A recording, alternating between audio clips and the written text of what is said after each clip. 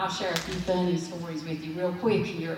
When I first came in this morning, or this afternoon, I thought I better get some Kleenexes because we're about out of Kleenexes. So I ran really quick over Family Dollar and picked up some Kleenexes. And when I came in, Jason said, you think that it's going to be a really humdinger of a service tonight when you put Kleenexes out already? And he didn't know anything. And anyways, I said, I waited and went by and put the rest of it up, and then I come back by and I said, Jason, tonight I'm going to be the guest speaker. He said, I told you need those Kleenexes. The other thing's funny is I told this one, I'm real nervous.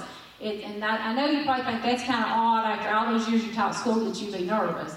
But there's a big difference between 10-year-olds and adults. And so I told Miss Wanda tonight, I said, Wanda, you be praying for me because I'm really nervous. And she said, just imagine we're all 10-year-olds. And so, you know, so I want everybody to stand up and kind of wave at me, and maybe that'll make me feel like y'all in a room full of 10-year-olds. Sorry, guys, no, I don't work that way. I didn't know that Matt was going to be off until kind of last minute here, because I definitely had Matt to done this. And I told him last night, I said, Matt, if I pass out or anything, you just jump up and take over. I said, because, I'm not a preacher, I'm just a preacher's wife. And sometimes I have to pinch myself because it's been a long road, and that's where I'm going to start from. Most of you know Gerald, but there's a lot of you here that I still don't know, and they don't know anything about me. Than I am just the preacher's wife. I'm definitely not a singer. I'm not a comedian. I'm just a child of the King. And, I never did sing or anything, but all the years that Gerald and his family sung, I was always there. And I used to tell people, I said, I don't sing. They'd say, oh, you probably sing with your husband. I said, no, I don't sing. I said, I'm the professional cord carrier. And the only thing I could do about that is, and that's all I could do, is carry the cord. I didn't know what hooked into what, and they didn't give me a chance to do that. And so I just kind of always behind the scenes. Sometimes I don't know what my call is in life, and I'm a work in progress. As old as I am now, I'm still a work in progress. So y'all pray for me tonight, and I'm kind of going to give my testimony, and I'm going to take you way back. And some of you might be shocked because, you see me and you probably think, well, she probably talks all the time. Actually, I'm kind of a quiet person, and I've always been that way, and you'll find out kind of why. I brought me a lot of notes, and I'll have to refer back to them because my memory's not like it used to be. My maiden name was Landon, Phyllis Landon, and I was born in 1962, so yeah, I'm old. That's not unusual, but there is something unusual about my birth. My mother was 40 years old, and my dad was 45. And by normal standards, you would think something, I should have had some problems. If Gerald was here tonight, he'd say she does, Real.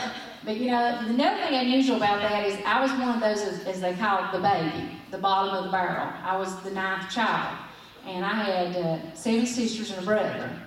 And I love them all. Very, very close to my family. We're a real close family.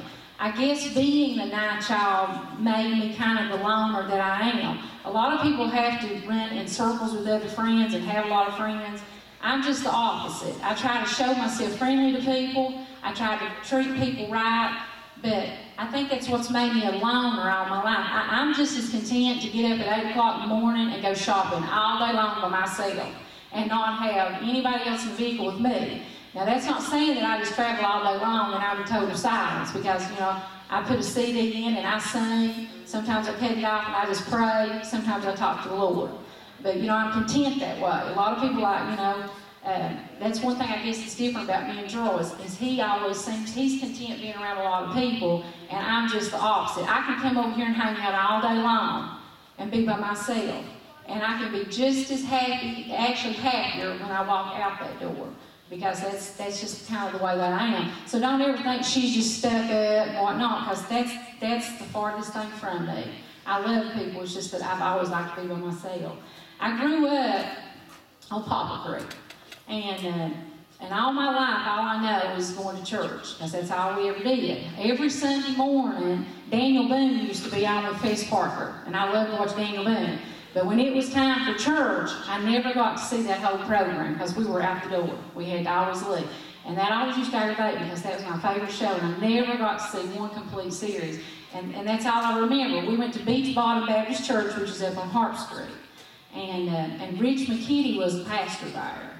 And I remember there's a few funny things here. We never could play cards in our house. It was a Baptist church. I grew up in a Baptist denomination and everything, but my parents didn't believe in playing any kind of cards. We couldn't go to any kind of dances or anything like that.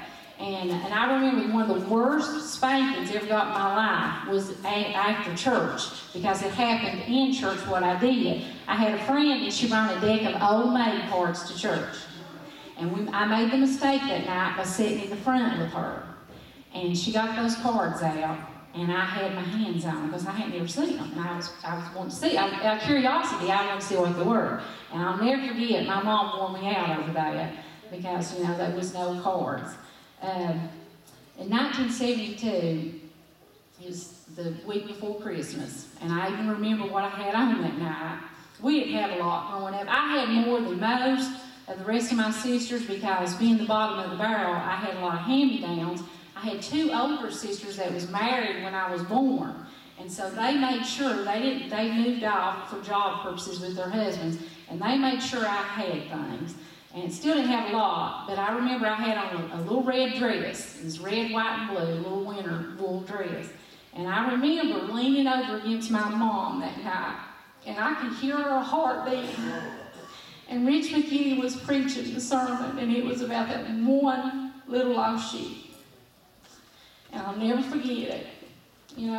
All my life in church, there's so many I've heard sermon after sermon after sermon, but I'll never forget that sermon.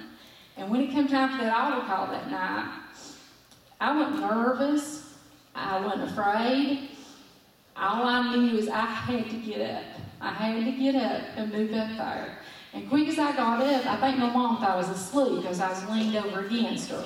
And when I got up and went up there, of course, everybody in the church started coming too, And if we didn't have church before that, we had church after that, because my mom, I'll never forget, she shouted up and down that front of that little old church, the Beach Bottom Baptist Church.